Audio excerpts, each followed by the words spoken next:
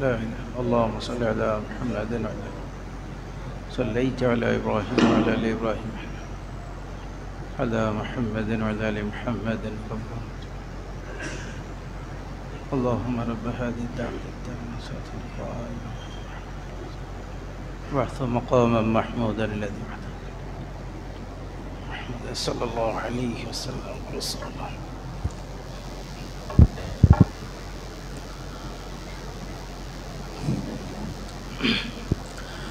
الحمد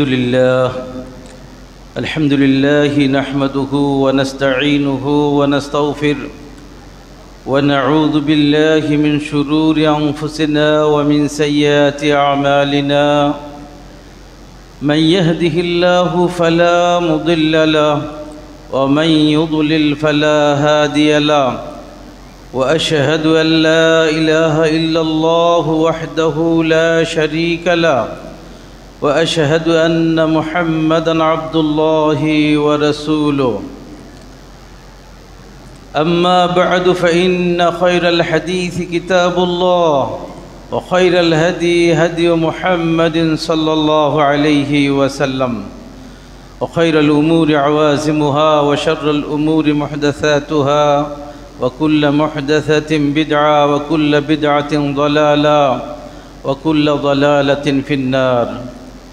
فأعوذ بالله من الشيطان الرجيم. يا أيها الذين آمنوا اتقوا الله حق تقاته ولا تموتن إلا وأنتم مسلمون.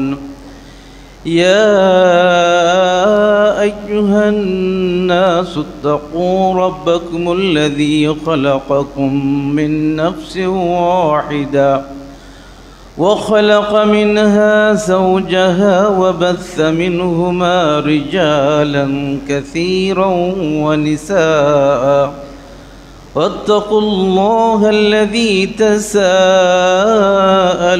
به والأرحام إن الله كان عليكم رقيبا. يا أيها الذين آمنوا اتقوا الله وقولوا قولا سديدا يصلح لكم أعمالكم ويغفر لكم ذنوبكم ومن يطع الله ورسوله فقد فاز فوزا عظيما. وقال تبارك وتعالى يا أيها الذين آمنوا قوا أنفسكم وأهليكم نارا وقودها الناس والحجارة عليها ملائكة غلاظ شداد لا يعصون الله ما أمرهم ويفعلون ما يؤمرون. وقال تعالى قل إن الخاسرين الذين خسروا أنفسهم وأهليهم يوم القيامة ألا ذلك هو الخسران المبين.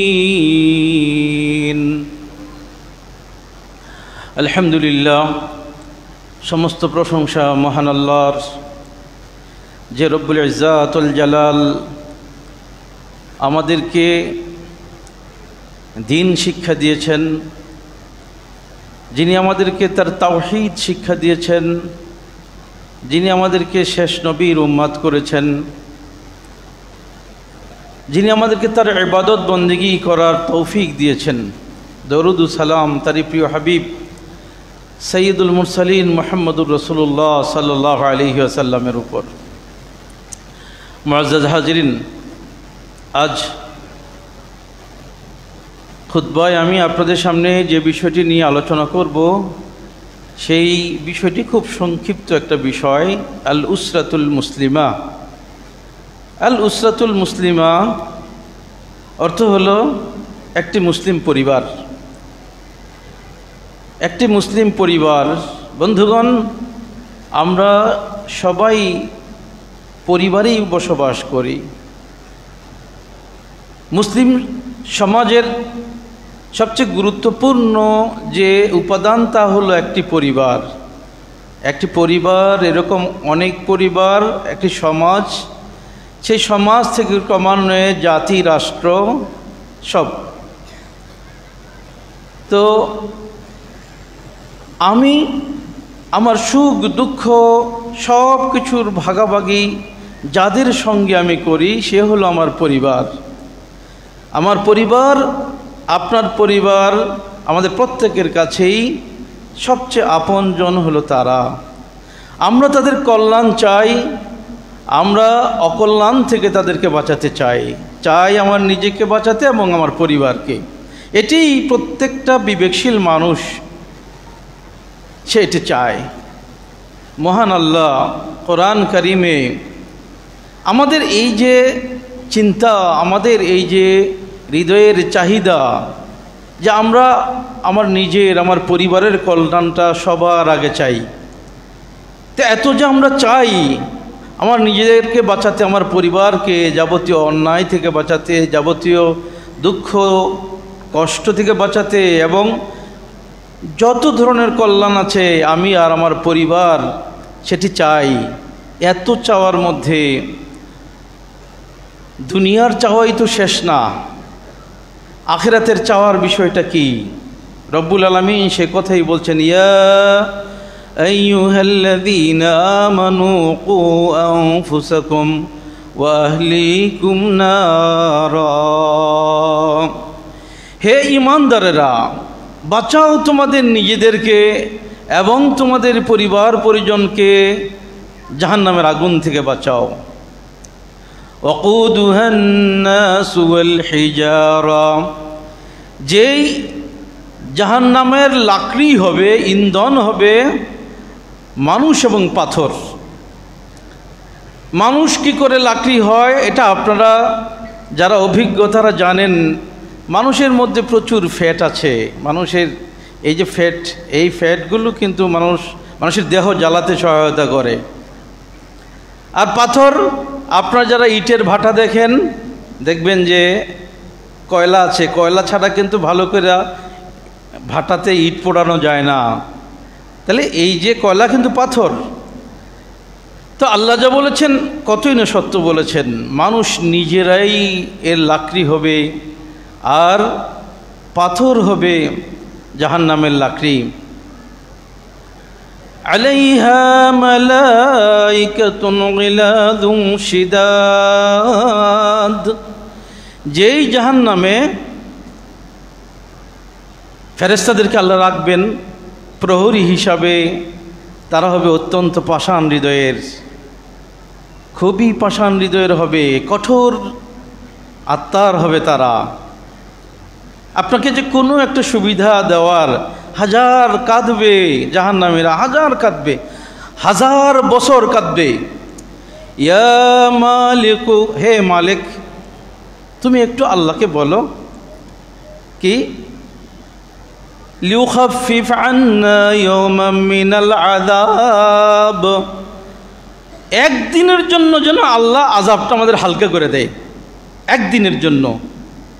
এই কান্নাটা জাহান্নামীরা কাঁদবে 1000 বছর। তো 1000 বছর পরে জবাব কি, যে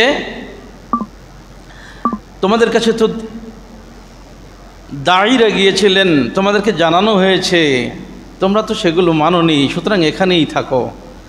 আবারও কাঁদবে। কি জন্য কাঁদবে? 1000 বছর কাঁদবে। আল্লাহ যেন একটা অর্ডার দিয়ে সবাইকে শেষ করে দেয়। কিন্তু এভাবেই তারা কাঁদবে। ফেরেশতাদের জবাব 1000 বছর পরে যে কোনো লাভ নেই।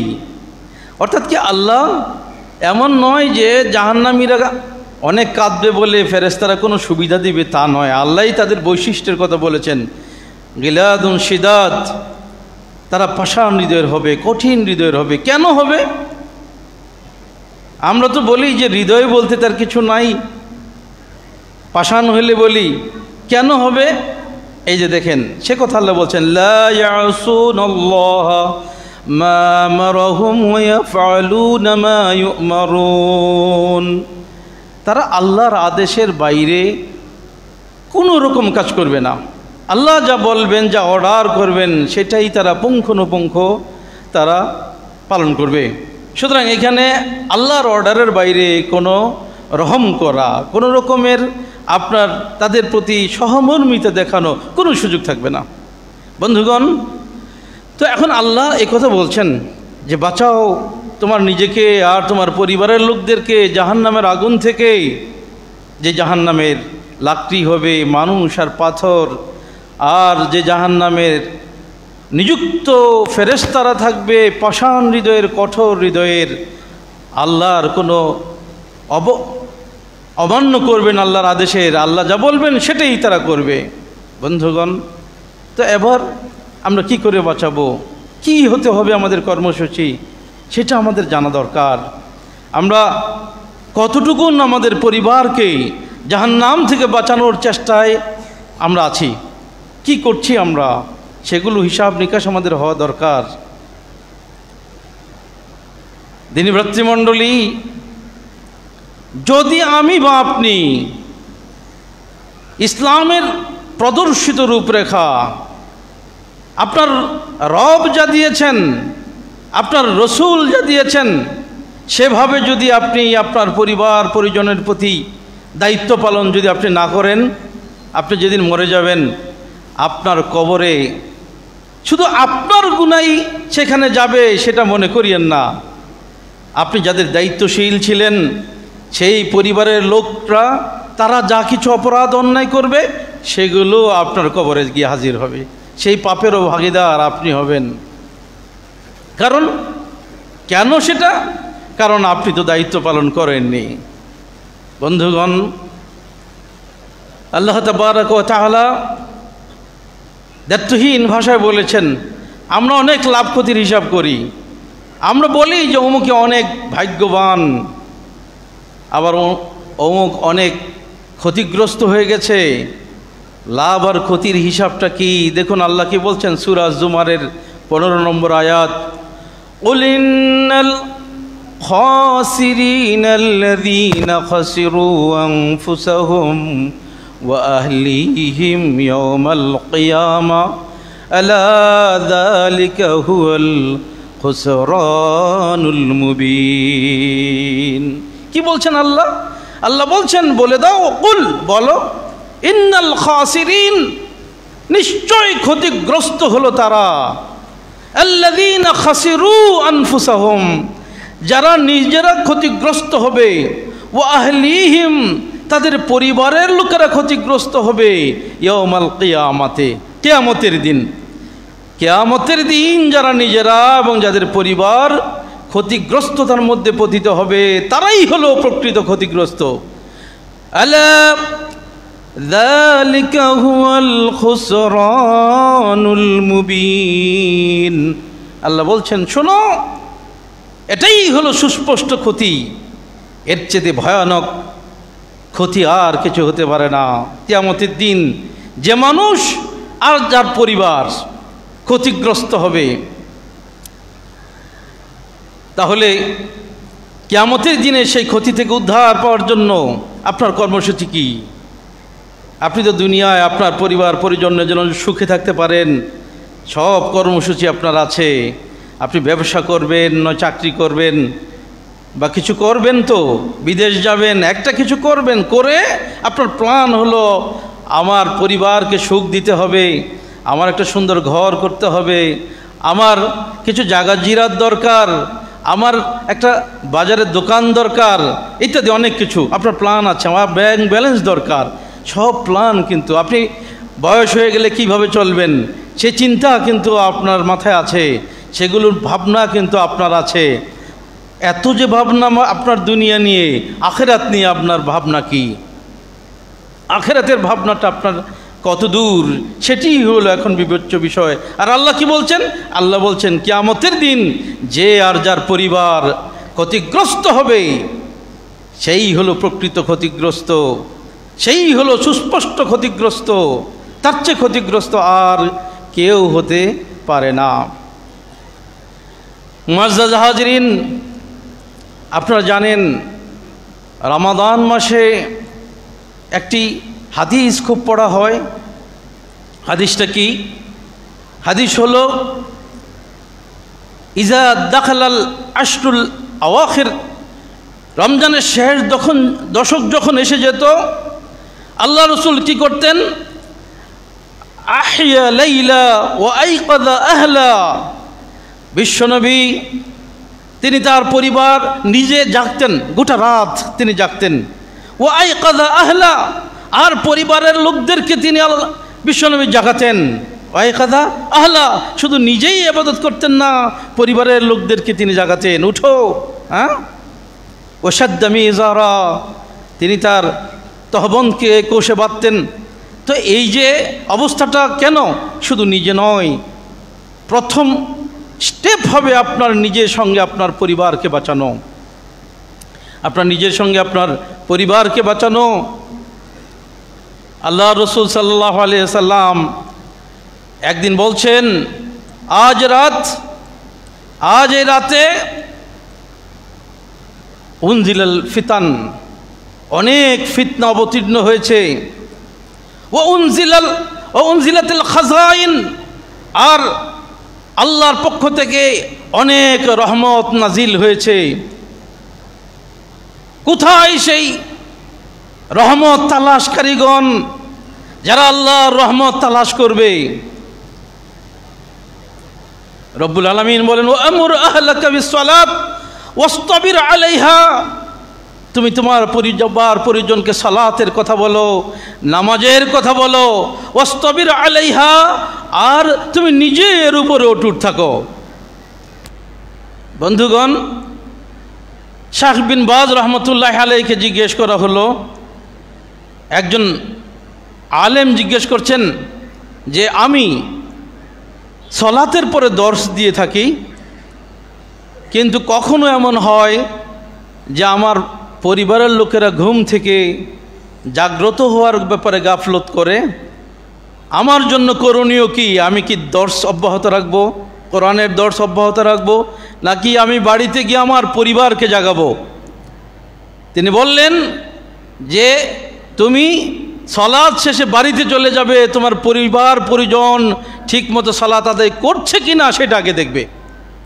কারণ তোমার পরিবারের লোক সঠিকভাবে সালাত আদায় করছে কি না এটা দেখভাল করা, এটা তোমার উপরে ওয়াজিব। আর তুমি মানুষকে দর্শ দিচ্ছ, এটা হলো তোমার জন্য মুস্তাহাব। সুতরাং মুস্তাহাবের চেয়ে ওয়াজিব অগ্রগণ্য। তাহলে এবার বুঝুন, আমি ইমাম, আমি বাদ ফজর আপনাদেরকে নিয়ে কোরআনের দর্শ দিব, তার চাইতে বেশি আমার উপর দায়িত্ব হলো যে আমার পরিবারের লোকগুলো সালাত আদা করছে কিনা। ইমাম বিন নাসিরউদ্দিন আলবানী রাহিমাহুল্লাহ, তার একটা কিতাব আছে সিলসিলাতুল আহাদিসুস সহিহা, এই কিতাবের মধ্যে একটি হাদিস নিয়ে এসছেন, হাদিস বিশুদ্ধ। হাদিসটা হলো এই, একজন সাহাবী বাড়ি তার দূরে, তিনি মসজিদে নববীতে হাজির, এশার সালাত। তো আল্লাহ রাসূল সাল্লাল্লাহু আলাইহি ওয়াসাল্লাম তাকে চিনছেন, বলছে যে সাহাবী তুমি এইখানে রাতের এশার সালাতে? বলছে, ইয়া রাসূলুল্লাহ, আপনার সঙ্গে সালাত আদা করার জন্য আমি চলে এসেছি। তো আল্লাহ রাসূল বলছেন, দেখো আজ তো বৃষ্টির রাত, এই বৃষ্টির রজনী এমনও হতে পারে যে তোমার পরিবারের লোকেরা তারা এই বৃষ্টির আমেজ পেয়ে তারা সালাত না পড়ে ঘুমিয়ে থাকতে পারে। সুতরাং তুমি তোমার বাড়ির দিকে রওনা দাও, পরিবারের লোকদের অবস্থাটা গিয়ে দেখো। আর আল্লাহ রসুল কি করলেন? একটা খেজুরের ঢাল তার হাতে দিলেন যে তুমি যদি গিয়ে দেখো তোমার বাড়িতে কোনো কিছু, তাহলে এই ঢালটি দিয়ে তুমি সেটাকে আঘাত করবে।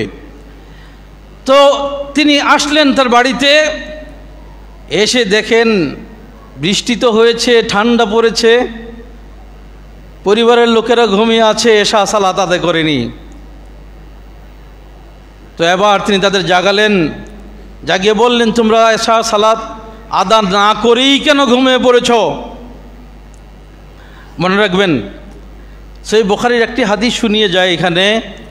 আপনারা একটা লম্বা হাদিস জানেন যে আল্লাহ রাসূল সাল্লাল্লাহু আলাইহি ওয়াসাল্লাম একদিন ফজরের পরে বর্ণনা করেছিলেন। তার একটা অংশ, সে অংশটা হলো এই যে একজন মানুষ, সেই মানুষটা তার মাথার মধ্যে আঘাত করা হচ্ছে পাথর দিয়ে, ওই পাথরটা গড়িয়ে যাচ্ছে, মাথাটা বিচূর্ণ হয়ে যাচ্ছে, ওই পাথরটা উঠিয়ে আনার আগে আবার তার মাথাটা ঠিক হয়ে যাচ্ছে, বারবার এমনটি হচ্ছে।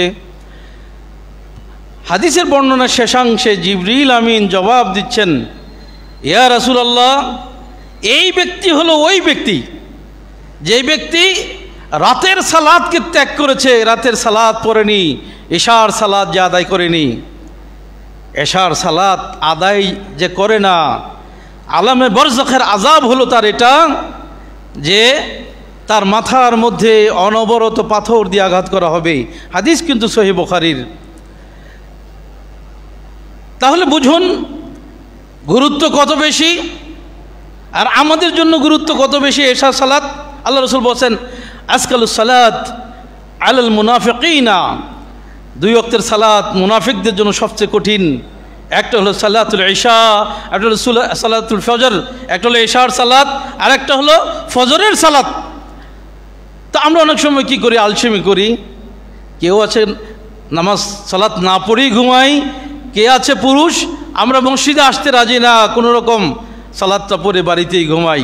হ্যাঁ, তো এটা মুনাফিকের, আপনি মুনাফিক কিনা এটা আপনি একটু মেপে জুবে দেখবেন। যদি দেখেন যে এশার সালাতে আসতে আপনার মন চায় না, আপনার আশা হয় না, ফজরের সালাতে আপনার আশা হয় না, আপনি আসতে পারেন না, তো ধরে নিতে পারেন রাসূলুল্লাহ সাল্লাল্লাহু আলাইহি সাল্লামের যে সংজ্ঞা, ওই সংজ্ঞা অনুযায়ী আপনি একজন মুনাফিক। এটা আপনি ধরে নিতে পারেন যে আপনি মুনাফিক। বন্ধুগণ, আল্লাহ রাসূল বলছেন, যে ব্যক্তি সালাতুল ইশা জামাতের সাথে আদা করলো, সে ব্যক্তি সাল্লা নিসফাল্লাইল, সে অর্ধ রজনী পর্যন্ত, অর্ধ রাত পর্যন্ত সালাত পড়ার সওয়াব পাবে। ওমান সাল্লাল ফজর মাআল জামা, যে ব্যক্তি জামাতের সাথে ফজরের সালাতটা পড়লো, ফাকান্নামা সাল্লাল লাইলা কুল্লাহ, সেজন্য সারা রাত সালাত পড়ার সওয়াব পেল। এটা হাদিস সহিহ বুখারী। মুআজ্জাজ হাজিরিন, তাহলে আমি যেই হাদিসটা বলতেছিলাম যে এশার সালাত না পড়ে সাহাবীর পরিবারের লোকেরা সব ঘুমিয়ে আছে, রাসূল সাল্লাল্লাহু আলাইহি সাল্লাম তাকে পাঠিয়ে দিলেন, যাও পরিবারের লোকদিকে জাগাও। তিনি জাগালেন, পরিবারের লোকদেরকে সালাত পড়তে বললেন, আর ওই যে লাঠিটা হাতে দিল, তিনি আবার চিন্তা করলেন, আল্লাহ রাসূল আমাকে খেজুরের ডালটা হাতে দিলেন আর বললেন কিছু যদি দেখি তাহলে সেটাকে আঘাত করার জন্য। এবার গিয়ে দেখেন ঘরের এক কোণার মধ্যে আপনার একটা জন্তু, যেটা খুব কাঁটা বিশিষ্ট জন্তু, তো তিনি সেই ডালটা দিয়ে আঘাত করলেন এবং সেটাকে মেরে ফেললেন। এটা ছিল শয়তান। এই হাদিসটা বলার উদ্দেশ্য কি? বলার উদ্দেশ্য হলো দুইটা। এক নম্বর হলো যে আমাদের পরিবারের লোকদের প্রতি আমাদের দায়িত্ব কত বেশি। রাসূলুল্লাহ সাল্লাল্লাহু আলাইহি ওয়াসাল্লামের সঙ্গে সালাত আদা করতে গেছে, আল্লাহ রাসূল তাকে পাঠিয়ে দিলেন, যাও তোমার পরিবারের লোকেরা হয়তো সালাত না পড়ে ঘুমিয়ে থাকছে। গুরুত্ব কত বেশি। আর শয়তান আমাকে, আমার পরিবারকে আড়ষ্ট করতে পারে, ওয়াসওয়াসা ঢেলে দিতে পারে সব সময়।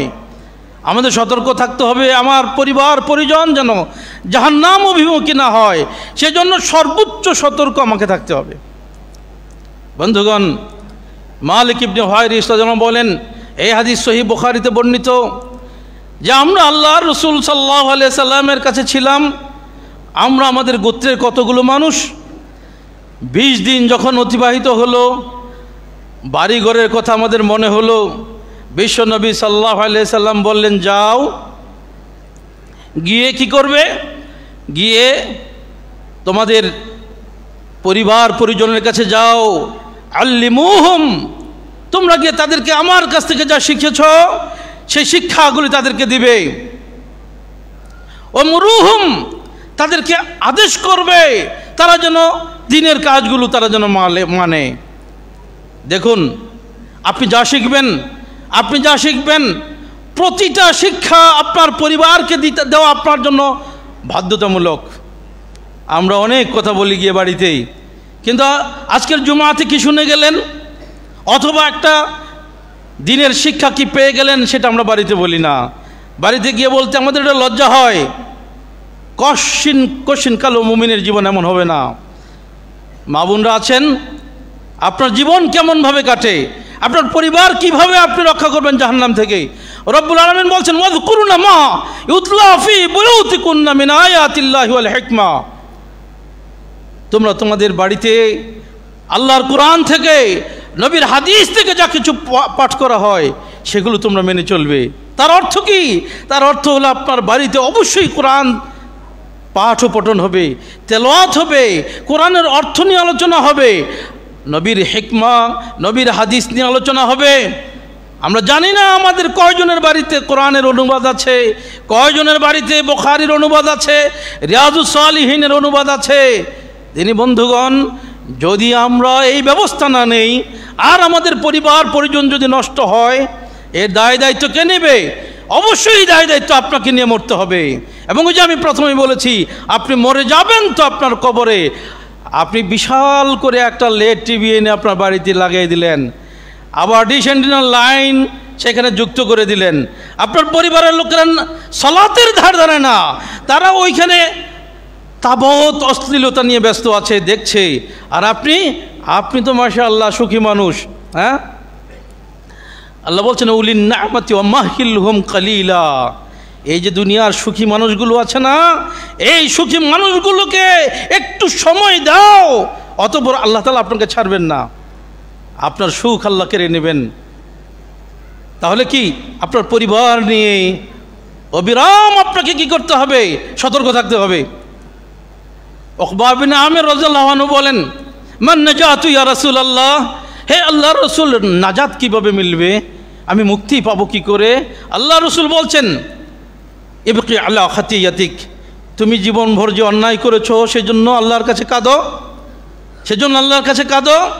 ওয়ালিয়াসআক বাইতু ওয়ালিউমসিক লিসানাক, 2 নম্বর হলো তুমি তোমার জিহ্বাটাকে সংবরণ করো, সংযত রাখো, যা ইচ্ছা বলবা তা চলবে না। 3 ওয়ালিয়াসআক বাইতুক, তোমার বাড়িটা প্রশস্ত করো, তোমার ঘরটা প্রশস্ত করো। এই ঘর প্রশস্তের অর্থ কি? মুহাদ্দিসিনে কেরামের 2টা প্রধান অর্থ এনেছেন। 1, তোমার বাড়িতে আত্মীয় স্বজনের একটু মেহমানদারি করো। 2 হলো তুমি বাড়িতে থাকবা, তুমি বাড়িতে থাকবা। আমাদের অবস্থা কি? আমরা মসজিদেও থাকতে রাজি না, আমরা বাড়িতে থাকতেও রাজি না, আমরা বাজারে থাকতে রাজি। হ্যাঁ, আল্লাহ রাসূল বলেন আহাব্বুল বিলাদি ইলাল্লাহি মাসাজিদুহা ওয়া আবগাদুল বিলাদি ইলাল্লাহি আসওয়াকুহা, আল্লাহর কাছে সবচেয়ে শ্রেষ্ঠ জায়গা হলো মসজিদগুলো, আর সবচেয়ে আল্লাহর কাছে ক্রোধের জায়গা হলো বাজারগুলো। তা আমরা কি করছি? আমরা মসজিদেও থাকতে রাজি না, আমার বাড়িতেও থাকতে রাজি না। আমরা দোকানে গিয়ে বসে থাকবো অথবা বাজারে গিয়ে বসে থাকবো। তারপর বাড়িতে থাকবেন। মা আয়েশা রাদিয়াল্লাহু তাআলা আনহাকে জিজ্ঞেস করা হলো, আল্লাহ রাসূল সাল্লাল্লাহু আলাইহি ওয়াসাল্লাম কি করতেন, বাড়িতে কি করতেন? তিনি বলতেন, কানা নবী সাল্লাল্লাহু আলাইহি ওয়াসাল্লাম ইয়াফলি সাওবাহু ওয়া ইয়াহলাবু শাতাহু। আল্লাহ রাসূল সাল্লাল্লাহু আলাইহি ওয়াসাল্লাম কি করতেন? রাসূলুল্লাহ সাল্লাল্লাহু আলাইহি ওয়াসাল্লাম তিনি তার কাপড়টা, নিজের সিরা কাপড়টা নিজে সেলাই করতেন। তারপরে তিনি নিজের বকরির দুধ নিজে দহন করতেন। তারপরে তিনি তার সিরা জুতাটা তালি দিতেন। হ্যাঁ, এইভাবে এটা ছিল রাসূলুল্লাহ। ইদা হাজারাতিস সালাত খারাজা ইলা সালাত, যখন সালাতের আজান হতো আল্লাহ রাসূল মসজিদের দিকে চলে যেতেন। এটা ছিল রাসূলুল্লাহর জীবন। তাহলে আপনার বাহিরে কাজ নাই তো কোনো মুহূর্ত আপনি বাইরে থাকবেন না, আপনি আপনার বাড়িতে চলে যাবেন। এই বাড়ির মানুষগুলোকে সতর্ক দৃষ্টি রাখা আপনার দায়িত্ব। আপনি বলছেন আপনার ছেলে সালাত পড়ে না, নামাজ পড়ে না, নামাজের ধার ধারে না, আপনি তো বলবেন, কারণ কি? আল্লাহ রসুল বলেছিলেন মুরু আওলাদাকুম বিসসালাত ওয়া হুম আবনাউ সাব'i সিনিন, তোমার সন্তানের বয়স 7 বছর হলে তাকে সালাতের অর্ডার করো, আদেশ করো। ওয়াদরিবুহুম আলাইহা ওয়া হুম আবনাউ 10 সিনিন, 10 বছর হয়ে গেলে সালাত না পড়লে তাকে প্রহার করো। আপনি হিসাব করেন 7 থেকে 10 বছর, 3 বছর, 365 দিনে 1 বছর, প্রতিদিনে 5 ওয়াক্ত, কত ওয়াক্ত আপনার উচিত ছিল তাকে বলা সালাত পড়ো, সালাত পড়ো, নামাজ পড়ো, নামাজ পড়ো। আপনি হয়তো এই 3 বছরে 3 বার বলেছে কিনা সন্দেহ। এখন সন্তান তো বেনামাজি, এবার এই বেনামাজি সন্তান আপনি খুব খুশি, কারণ আপনার সন্তান টাকা কামাই করে দেয়, আপনার সন্তান রাজনৈতিক দলের নেতা, হ্যাঁ, তার কারণে আপনি সালামও পান, তাহলে আপনি তো অনেক খুশি। কিন্তু এই সন্তান কিয়ামতের দিন কি করবে জানেন? সে কথাও আল্লাহ বলে দিয়েছেন। আল্লাহ বলে দিয়েছেন যে নাজআলহুমা তাহতা আকদামিনা লিয়াকুনা মিনাল আসফালিন। আল্লাহ ওই গার্জিয়ান, আমার বাবা, যে বাবা আমাকে দিনের উপরে রাখার জন্য চেষ্টা করে নাই, সেই বাবাকে দেখায় দাও, তাকে তার উপরে আমার পা, নাজআলহুমা তাহতা আকদামিনা, আমাদের পা দিয়ে মারাবো, পা দিয়ে মারাবো, পায়ের নিচে রাখবো, তারপরে জাহান্নামে আমরা যাব। কারণ তাদের জন্যই আমরা আজকে এই জাহান্নামী। দিনী বন্ধুগণ, তাহলে আপনার পরিবার, এই পরিবারের জন্য আপনার দায়িত্ব আছে। কি দায়িত্ব আছে আপনার? ইবনে ওমর রাদিয়াল্লাহু তাআলা আনহু সারা রাত সালাত পড়তেন, এটা বুখারীর হাদিস। সারাদিন প্রতিদিন রোজা রাখতেন। আল্লাহ রসুল একদিন বললেন, দেখো ইবনে ওমর, তুমি যদি এরকম করতে থাকো তোমার চোখের জ্যোতিটা নষ্ট হয়ে যাবে আর তুমি দুর্বল হয়ে যাবে।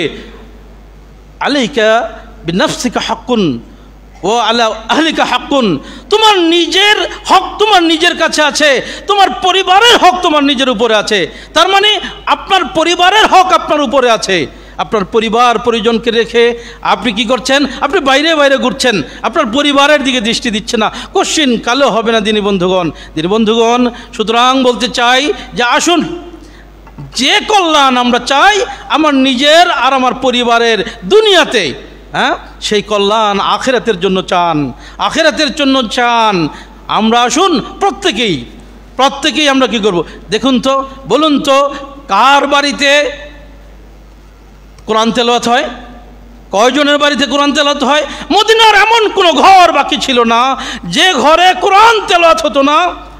দিন আর রজনীতে আল্লাহ রসুল বলছেন লা হাসাদা ইল্লা ফি ইসনাইনে, 2 জনের বাইরে কারোর সাথে হিংসা করা যায় না। এটা এমন হিংসা, তার গুণ আমি অর্জন করতে চাই। একজন হলো রাজুলুন আল্লামাহুল্লাহুল কুরআন ফাহুয়া ইয়াকরাউহু ইয়াতলুহু ফি আনাল লাইলি ওয়া আনাইন নাহারে, সে দিন আর রাতে তেলাওয়াত করে। ফায়াসমাউ জারুল্লাহু, তার প্রতিবেশীরা শোনে আর সে আক্ষেপ করে, ইয়া লাইতানি লাউ উতিতু মিসলা মা উতিয়া ফুলান লা আমালু বিমা ইয়ামাল। যদি আল্লাহ যে তাকে কোরআন পড়ার এত সুন্দর, হ্যাঁ, তাকে শিক্ষা দিয়েছেন, যদি এমনটা আল্লাহ আমার শিখাইতো, আমিও তার মতো দিনে আর রাতে পড়তাম। বাড়ি থেকে আওয়াজ আসছে কোরআনের, সে আক্ষেপ করছে। বন্ধুগণ, এই যে কোরআন তেলাওয়াত, আজ কোরআন তেলাওয়াত মুমিনের বাড়ি থেকে উদাও হয়ে গেছে, তার স্থান দখল করেছে গান বাদ্য, এগুলোও নাকি মুমিনদের বাড়িঘর। কি করে এটি সম্ভব? ওহে আল্লাহর বান্দাগণ, আপনার উপরে দায়িত্ব আপনার পরিবারের, আপনার উপরে যেমনটি দায়িত্ব আপনার নিজের, বাঁচান তাদেরকে। একজন বড় শায়েখকে জিজ্ঞেস করা হলো আরব দেশের, যে বলুন আমার ছেলেকে আমি ডাকি, উঠো ফজরের সালাত পড়ো, ছেলে তো উঠে না, আমি কি করব? তখন তিনি বলছেন, শোনো, তোমার বাড়িতে যদি তোমার ছেলে যে ঘরে শুয়ে আছে সে ঘরে যদি এসিতে আগুন ধরে আর ওই আগুন সে ঘরের পুরোটা ছড়িয়ে পড়ে, তোমার ছেলে যদি ঘুম থেকে না উঠে কি করবে?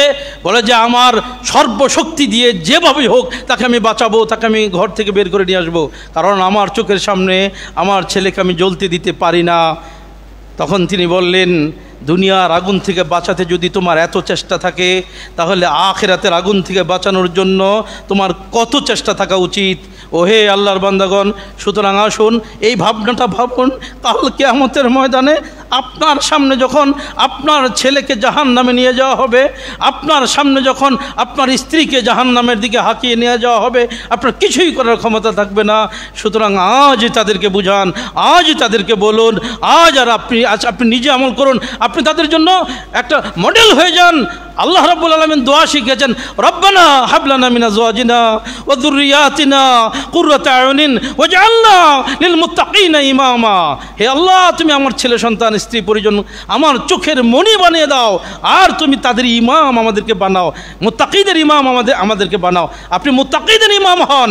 আপনি বেনামাজি হয়ে ছেলেকে নামাজি হতে বলবেন, ছেলে তো নামাজ পড়বে না। আপনি সিগারেট খেয়ে ছেলেকে যদি বলেন বাবা কখনো সিগারেট মুখে নিবা না, ছেলের তো এটা শুনবে না। সুতরাং আপনি মডেল হয়ে যান, আপনি 5 ওয়াক্ত মসজিদে আসেন, আপনি নিয়মিত কোরআন পড়েন। একটা হাদিস বলি, শেষ করছি। একজন আমাকে জানতে চাচ্ছে যে হুজুর আমি তো আগে কোরআন পড়তাম, এখন তো পড়ি না কেন? বলে যে পড়ি না এই জন্য যে একজন আমাকে বলেছে যে ভালো করে শুদ্ধ করে পড়তে না পারলে গুনাহ হবে, সুতরাং এই জন্য আর আমি পড়ি না। তো আমি বলছি আপনার চেষ্টা, আমার চেষ্টা আছে শুদ্ধ করে পড়ার। আমি তাকে হাদিস শোনালাম, আল্লাহ রাসূল বলছেন আল মাহিরু বিল কোরআন মা সাফারাতিল কিরামিল বারারা।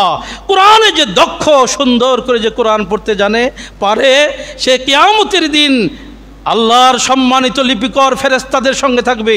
জিবরিল হবে তার সঙ্গী, মিকাইল হবে তার সঙ্গী, আল্লাহর সম্মানিত ফেরেশতাদের বন্ধু হবে সে। والذي يقرأ القرآن ويتتعاطى فيه فهو عليه شاق له أجران। আর যে ব্যক্তি কোরআন পড়বে কিন্তু সে ভালো করে পারে না, এটা পড়া তার জন্য কষ্ট, তার জন্য দ্বিগুণ সওয়াব আছে, তার জন্য দ্বিগুণ সওয়াব আছে। হাদিস সহিহ বুখারীতে। সুতরাং আল্লাহর ইবাদত করে যান, নিজেকে জাহান্নাম থেকে বাঁচান। আরও অনেক কথা ছিল এই বিষয়ে। আল্লাহুম্মা ইন্নী আসআলুকাল আফওয়া ওয়াল আফিয়াতা ফিদ দুনিয়া ওয়াল আখিরা। আল্লাহুম্মা ইন্নী আসআলুকাল আফওয়া ওয়াল আফিয়াতা ফি দীনি ওয়া আহলি ওয়া মালি। আল্লাহ রাসূল আরও লম্বা দোয়া, এটা বিশ্বনবী প্রতিদিন সকাল করে দোয়া করতেন, আল্লাহ তুমি আমাকে নিরাপত্তা দাও, আমাকে দাও, আমার পরিবারের লোকদেরকে দাও। আল্লাহুম্মা ইন্নী আউযুকা মিন ওয়াসাইস সাফারি ওয়া কাবাতিল মানজারি। এই যে দোয়া, আপনি সফরে যাবেন ওইখানেও বলবেন যে আল্লাহ তুমি কি করো আমার ওয়াল খলিফাতা মিন আহলি, আল্লাহ আমার পরিবারের খলিফা তোমাকে বানায় গেলাম। এটা দোয়া, সফরের দোয়া।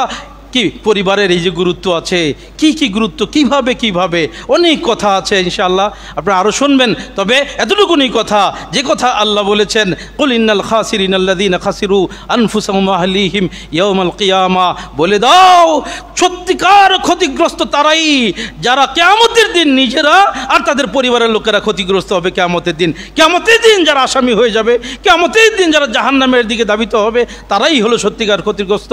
আলা যালিকা খুসরানুল মুবিন, শুনে রাখো তারাই হলো সত্যিকার ক্ষতিগ্রস্ত। এই আয়াতের পরের আয়াতটা দেখুন, আরো ভয়ঙ্কর। আল্লাহ রাব্বুল আলামিন বলছেন যে লাহুম মিন ফাওকিহিম যুলালুম মিনান নার ওয়া মিন তাহতিহিম যুলাল। কি করবেন আল্লাহ, এখন আপনি তো বিদেশি কম্বল গায়ে দিয়ে শোন না, শীতকাল আসলে তো শুইবেন, আর কত মখমল বিছানো বিছানায় আপনি শোন।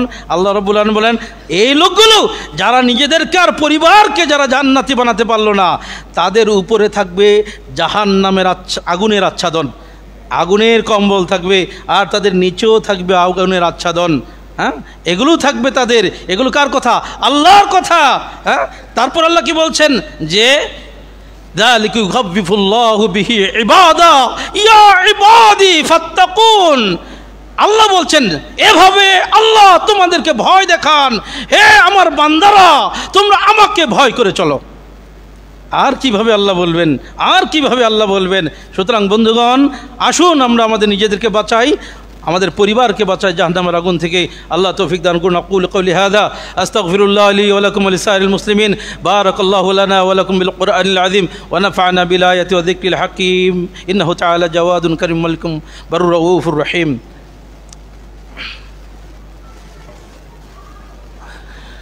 আলহামদুলিল্লাহ কাফা ওয়া সালামুন আলা ইবাদিহিল্লাযীনা ইসতাফা, আম্মা বা'দ।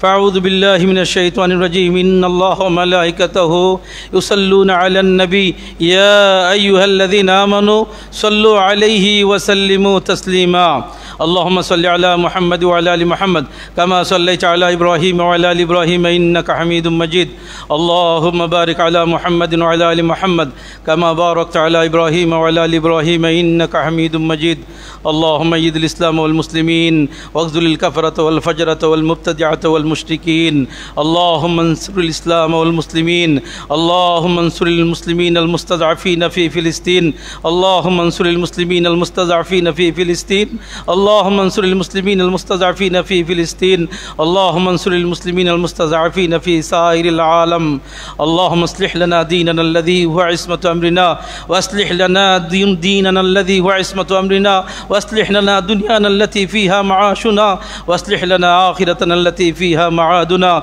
واجعل الحياة زيادة لنا في كل خير والموت راحة لنا من كل شر اللهم حبب إلينا الإيمان وزينه في قلوبنا وكره إلينا الكفر والفسوق والعصيان ربنا تقبل منا إنك أنت السميع العليم وتب علينا إنك أنت التواب الرحيم عباد الله رحمكم الله إن الله يأمر بالعدل والإحسان وإيتاء ذي القربى وينهى عن الفحشاء والمنكر والبغي يعظكم لعلكم تذكرون واذكروا الله يذكركم وادعوه يستجب لكم ولذكر الله تعالى أعلى وأتم وأهم وأكبر قوموا للصلاة